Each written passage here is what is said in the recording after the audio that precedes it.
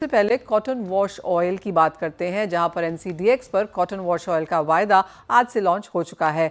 इस पर हमने एक्सक्लूसिवली बात की एनसीडीईएक्स के सीनियर वीपी अरुण यादव से। आइए सुनते हैं उन्होंने क्या कहा मार्केट एक्सपेक्टेशंस के बारे में। कॉटन के अंदर अगर हम वैल्यू चेन को देखते हैं तो अभी तक हम एक मेजर वैल्यू चेन को कवर करते थे।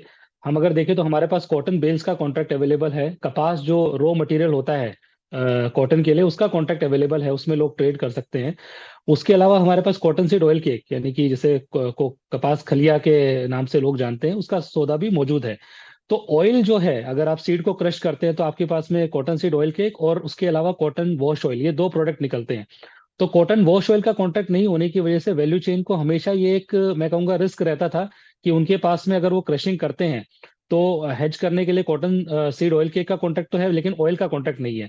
तो एक प्रकार से ये मांग काफी समय से आ रही थी कि ऐसा एक कॉन्ट्रैक्ट होना चाहिए जिसके अंदर वो अपने आप को कंप्लीट हेज कर सके। तो आई थिंक ये कॉन्ट्रैक्ट जो है पूरी वैल्यू चेन को, जो खासकर जो कॉटन सीड के क्रशर्स है, उनके लिए काफी महत्वपूर्ण कॉन्ट्रैक्ट रहेगा, क्योंकि अगर वो देखें उनका जो आउटपुट है, अभी वो अपना पूरा आउटपुट हेज कर पाएंगे।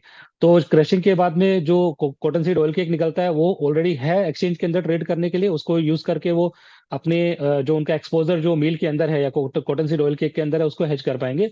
और जो ऑयल बच जाता है उसको हेज करने के लिए भी एक कॉन्ट्रैक्ट आ गया है।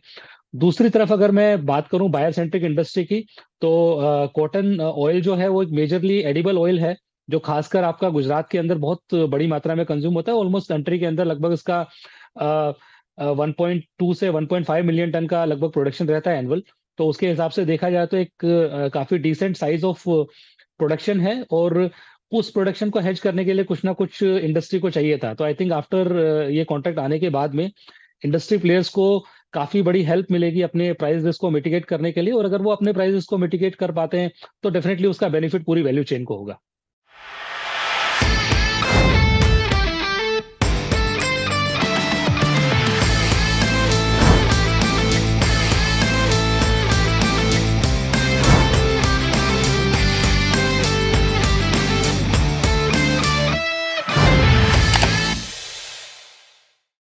बता दें कि मनी कंट्रोल पर दिए गए विचार एक्सपर्ट्स के अपने निजी विचार होते हैं।